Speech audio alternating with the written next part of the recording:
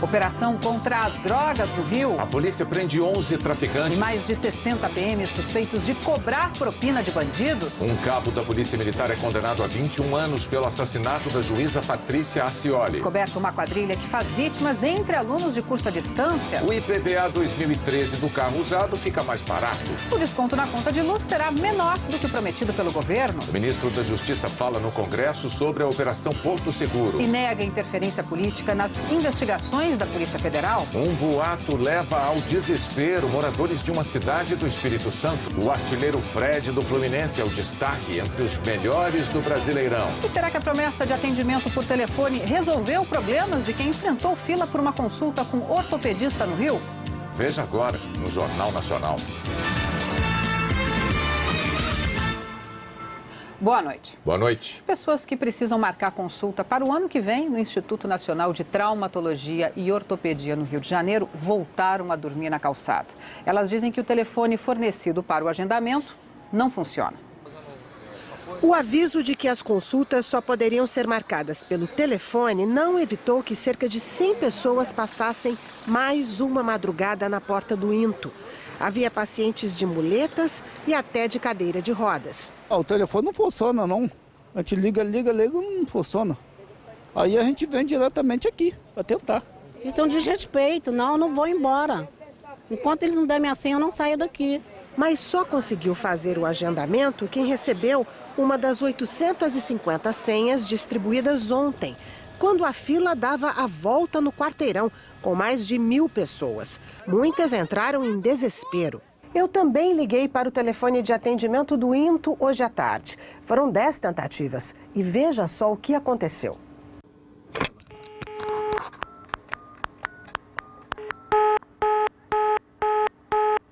Quem já passou pela consulta também precisa ter paciência. Ela vai operar o quadril, né? Tem 1.212 pessoas na frente dela. na frente dela. Dona Marina aguarda há 10 anos por uma cirurgia. Em 2002, recebeu o termo de consentimento para a colocação de uma prótese no joelho da perna direita. A demora trouxe outro problema, uma escoliose, consequência do peso do corpo sempre deslocado para a outra perna. Mês passado fez exames, passou por uma consulta e tem outra marcada com o anestesista para a semana que vem.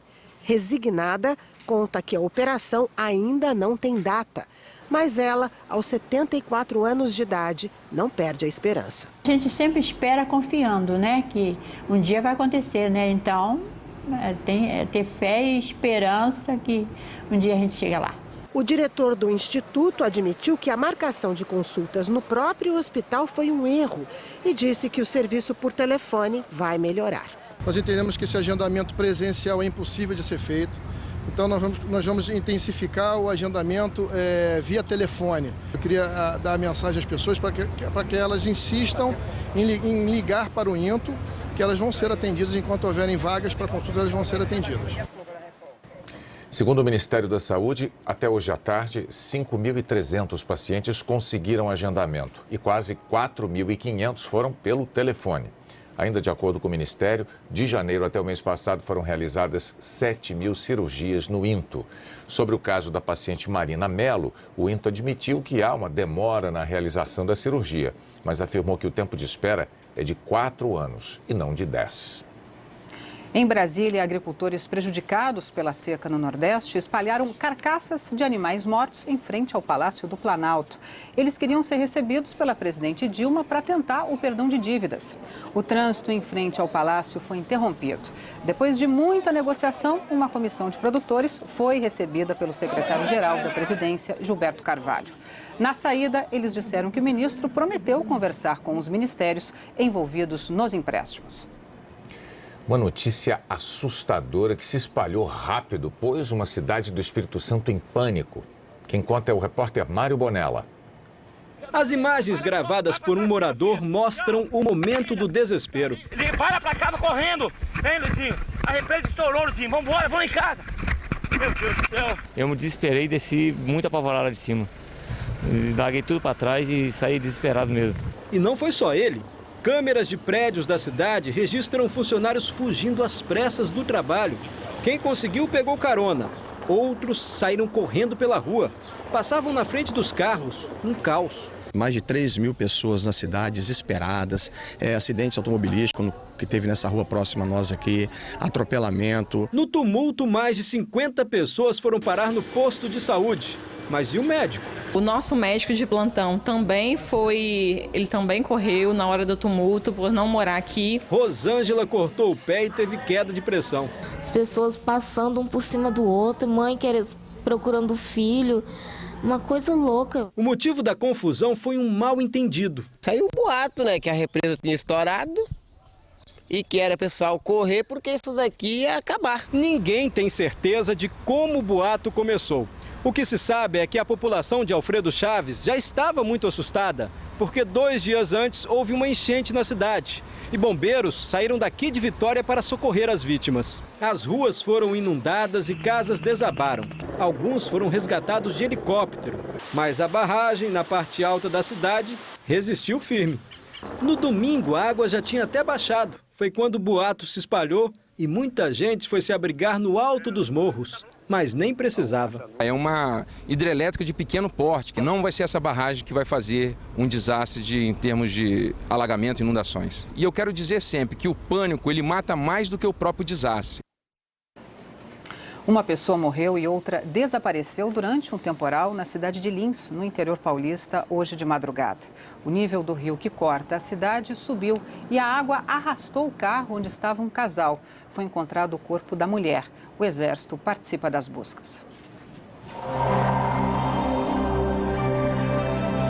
O tempo amanhã fica muito parecido com o de hoje em quase todo o Brasil. A diferença é que o calor aumenta. O dia já começa abafado, com 23 graus em Maceió e 24 em Belém.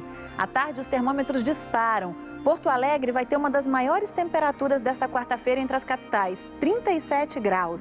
Mais quente do que Teresina, onde a máxima deve ser de 36. Em São Paulo e no Rio pode fazer 34 graus. Imagine como vai estar no interior desses estados, onde os termômetros sempre marcam mais. As temperaturas estão elevadas em todo o país.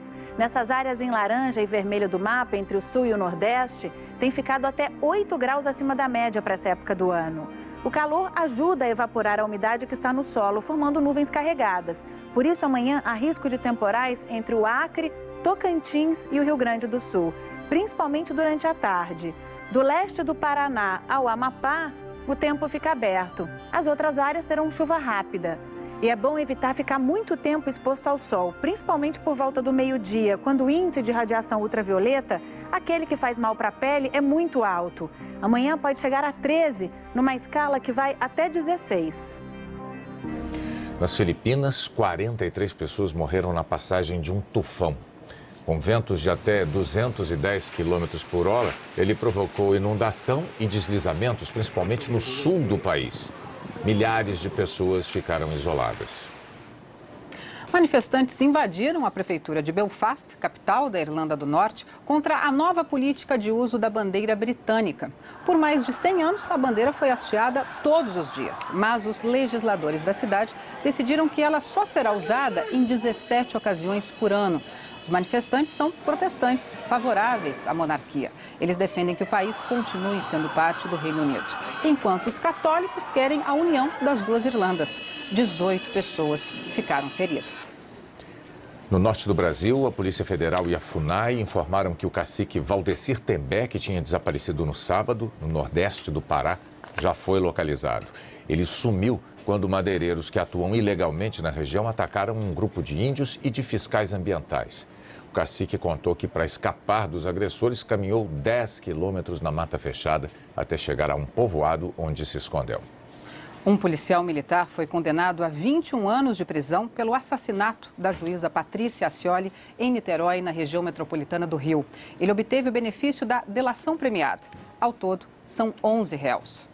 Em frente aos jurados, um dos assassinos contou como matou a juíza. O senhor usou quantas armas? 2. E foram quantos tiros no total? 3 da 4-5 e a outra cabia 11 mais uma, 12. O cabo Sérgio Costa Júnior falou por cerca de 1h30. Descreveu como policiais militares do batalhão de São Gonçalo planejaram e mataram a juíza, assassinada com 21 tiros. De acordo com o cabo, os outros disparos foram feitos pelo tenente Daniel Benites. Não tenho remorso, eu tenho arrependimento, muito arrependimento. Durante as investigações, Sérgio Costa Júnior já havia confessado e contado detalhes do crime para ter benefícios como a redução da pena. Por isso, o julgamento dele foi hoje separado dos outros acusados. A juíza Patrícia Ascioli combatia grupos de extermínio de São Gonçalo. Foi assassinada em agosto do ano passado por policiais militares do batalhão da cidade. O tenente Daniel Benites e o comandante do batalhão na época, coronel Cláudio Luiz de Oliveira, também estão presos. O coronel Cláudio é apontado pelo Ministério Público como mandante do crime. Durante sua argumentação, o promotor enfatizou que, mesmo tendo cooperado com a polícia e sido beneficiado com a delação premiada, o cabo atirou pelo menos 15 vezes na juíza a sangue frio. Por isso, o promotor pediu que o júri fosse severo e concedesse um benefício mínimo. A defesa havia pedido pena mínima, argumentando que, sem a colaboração do cabo, a polícia teria só 3 acusados em vez de 11. Acabou vencendo o argumento da promotoria e o cabo foi condenado a 21 anos de prisão. Uma operação contra o tráfico de drogas prendeu 74 pessoas hoje no Rio. E 63 são policiais militares. Na madrugada do Rio, 1000 policiais na rua. Dezenas de acusados ouviram cedo a campainha. Polícia Federalista. Tem quantas pessoas?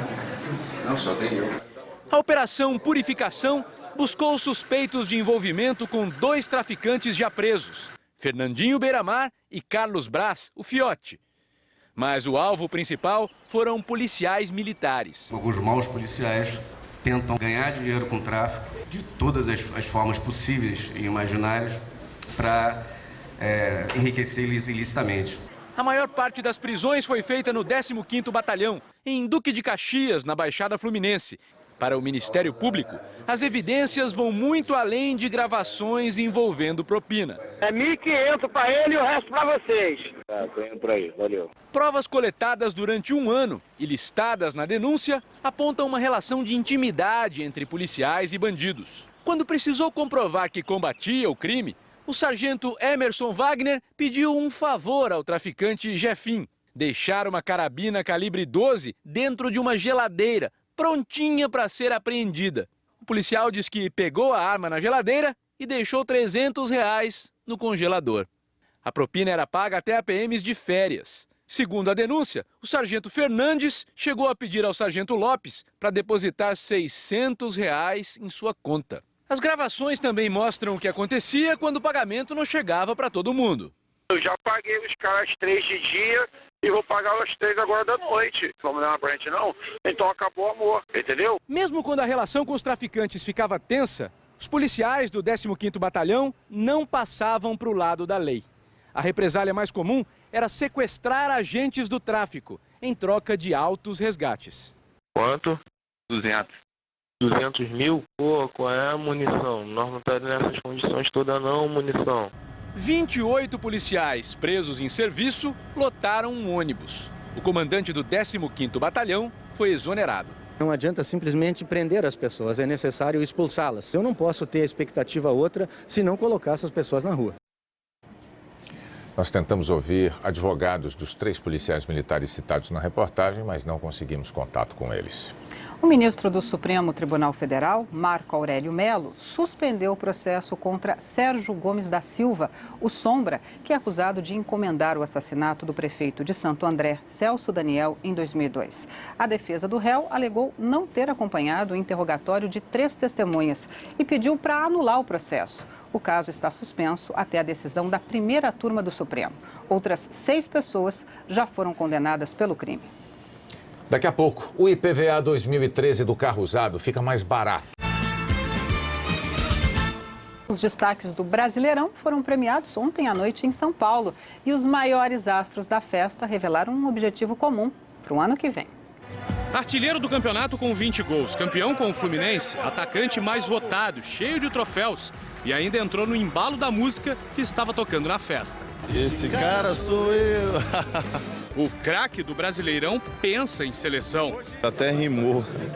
É um objetivo máximo de todo jogador, né? Com tantos craques reunidos e com a recém-chegada de Luiz Felipe Scolari, é claro que seleção brasileira era assunto obrigatório na festa.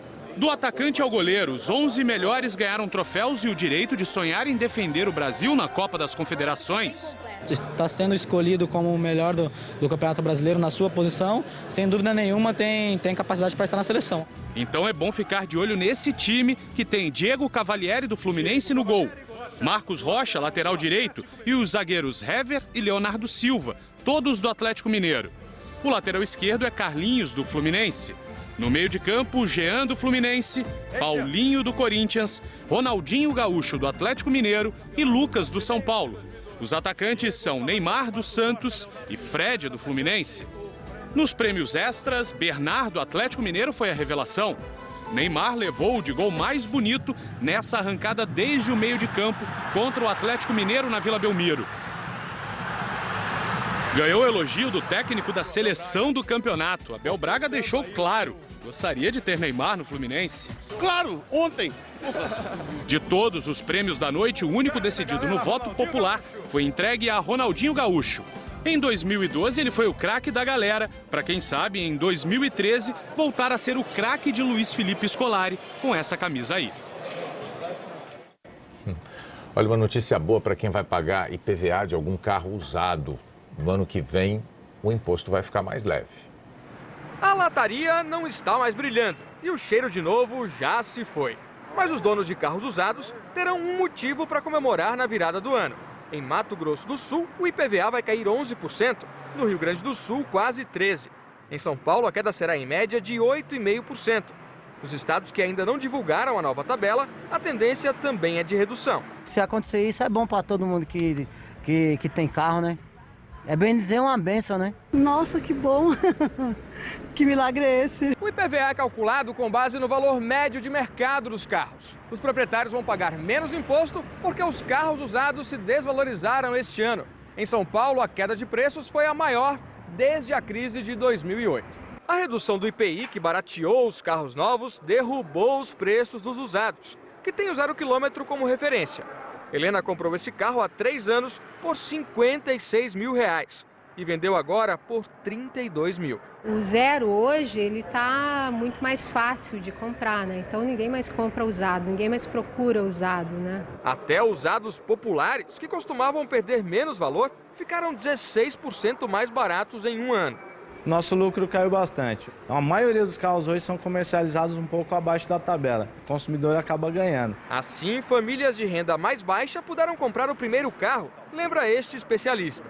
Ele diz que no longo prazo, os usados devem perder ainda mais valor. Aumenta o poder aquisitivo, o carro fica cada vez mais descartável. A tendência é o Brasil caminhar no ritmo que caminha o primeiro mundo, quer dizer, o carro ter uma vida útil menor e o preço dele, o preço do usado, cair cada vez mais.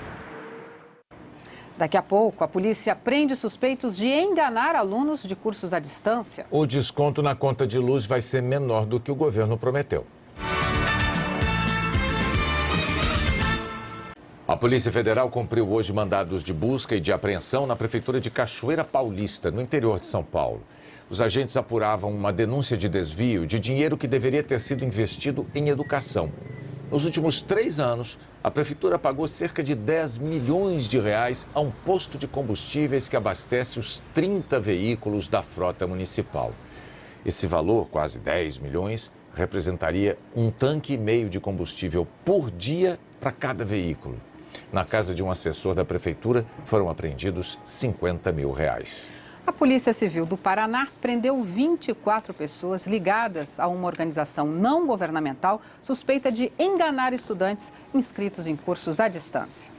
Policiais foram cedo para as ruas, com mandados expedidos pela Justiça.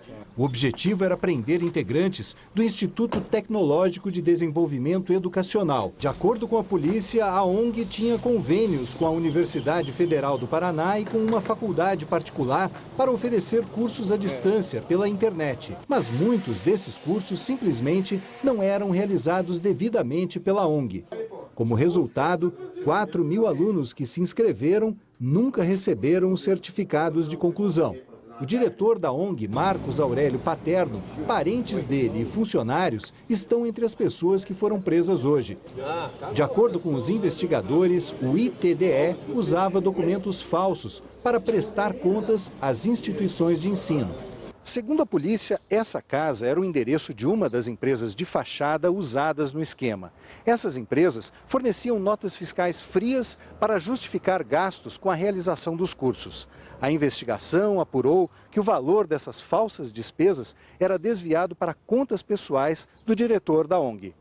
A polícia tem uma estimativa de quanto foi desviado com o golpe. Participavam várias empresas no fornecimento de notas fiscais frias, num prejuízo orçado em cerca de 50 milhões de reais. Olha, a Universidade Federal do Paraná preferiu aguardar um parecer do Tribunal de Contas da União antes de se manifestar. A polícia afirma que a universidade e a faculdade particular foram vítimas do golpe. O Jornal Nacional não conseguiu contato com os advogados do diretor da ONG. O ministro da Justiça afirmou hoje que foi avisado da Operação Porto Seguro na véspera e negou interferência política nas ações da Polícia Federal. José Eduardo Cardoso deu explicações numa comissão da Câmara. O ministro da Justiça estava acompanhado do diretor da Polícia Federal e do superintendente regional de São Paulo. Negou que o governo tenha interferido na Operação Porto Seguro e que tenha tentado blindar alguém. Ele afirmou que a Polícia Federal tem autonomia. José Eduardo Cardoso disse que foi informado da operação na véspera de ela ser realizada pelo diretor da Polícia Federal e avisou a presidente Dilma Rousseff em seguida. Eu fui informado na hora que deveria ser. Genericamente da operação na quinta-feira, sem saber quem seriam os alvos, o que seria feito, e momentos antes de se iniciar a execução. Como mandam as regras e como mandam os procedimentos da Polícia Federal. Vários deputados perguntaram por que a Polícia Federal não pediu a quebra de sigilo telefônico da ex-chefe do escritório da Presidência da República em São Paulo, Rosemary Noronha. Ela estava no escritório desde o governo do presidente Lula, por quem foi indicada. Porque se entendia que não era necessário pelo tipo de delitos que estavam configurados. Não houve direcionamento para poupar a senhora Rose, porque se tivesse que haver qualquer tentativa de blindá-la, não teria havido a busca e apreensão do escritório da Presidência da República. O ministro disse que Rosemary foi indiciada por 3 crimes: falsidade ideológica, tráfico de influência e corrupção passiva, mas não por formação de quadrilha. Eu não posso afirmar que a apuração chegou à conclusão que há uma quadrilha no seio da Presidência da República. Isso não é o resultado da investigação. Cardoso negou ainda que tenha havido algum fato envolvendo o ex-presidente Lula. O ministro também defendeu o advogado-geral da União, Luiz Inácio Adams. Disse que não há nada contra ele nos autos e que a escolha de José Weber Holanda, o segundo na hierarquia da AGU e indiciado na operação, foi de boa fé. Ele escolheu alguém que confiou e, lamentavelmente, essa pessoa pode, não vou dar juízo definitivo, porque, como eu disse aqui, nós estamos falando de indiciamentos, pode ter incorrido em faltas gravíssimas. O governo reduziu o desconto nas contas de luz, que vai valer a partir do ano que vem. 3 empresas de geração de energia não aderiram à proposta de antecipar a renovação dos contratos em troca de redução de tarifas. O governo chamou as empresas que têm contrato vencendo até 2017. Ofereceu mais 30 anos de concessão para as que renovassem os contratos agora. E está disposto a pagar pelo menos 20 bilhões de reais pelos investimentos que elas fizeram e ainda não recuperaram. O objetivo é reduzir a conta de luz paga pelo consumidor e pela indústria. Todas as 9 transmissoras de energia aceitaram a proposta. Juntas, elas representam 70 mil dos 100 mil quilômetros de linhas de transmissão que cobrem todo o país. Entre as 20 empresas geradoras, 3 grandes não aceitaram. A CESP, Companhia Energética de São Paulo, a CEMIG, Companhia Energética de Minas Gerais e a Copel, Companhia Paranaense de Energia. As empresas alegaram que o valor da indenização não é suficiente para cobrir os gastos feitos com ampliações, reformas e melhorias. Por causa dessa recusa, o governo concluiu que a conta de luz vai baixar menos, cerca de 17% em média, e não mais 20%, como foi anunciado antes. A expectativa é que residências e indústrias já recebam contas mais baratas a partir de março do ano que vem. Segundo o secretário executivo do Ministério de Minas e Energia, os contratos das usinas que não aceitaram a proposta do governo vencem a partir do ano que vem e vão passar por novas licitações. Nós estranhamos que essas empresas tivessem priorizado o acionista e prejudicado aquela meta de redução que o governo tinha tem como ideia de você permitir que a tarifa no Brasil entrasse mais próximo dos padrões internacionais e, ao mesmo tempo, atender a população brasileira. Para este especialista, as empresas estão interessadas em prestar os serviços, mas elas não podem assumir a viabilidade do serviço com uma redução muito drástica das tarifas. São empresas que têm acionistas e precisam prestar contas aos seus acionistas. O governo federal controla uma empresa que aceitou a proposta do próprio governo, porque o governo federal pode cobrir os seus déficits. Mas as empresas privadas e as empresas dos estados não têm essa chance. O governo federal anunciou hoje medidas para estimular a construção civil. Entre elas, a redução dos impostos que incidem na folha de pagamento. Em vez de pagar para a Previdência 20% sobre a folha, como é hoje, o setor vai passar a contribuir com 2% do faturamento. Pelos cálculos do governo, essa mudança vai gerar uma economia de quase 3 bilhões de reais por ano.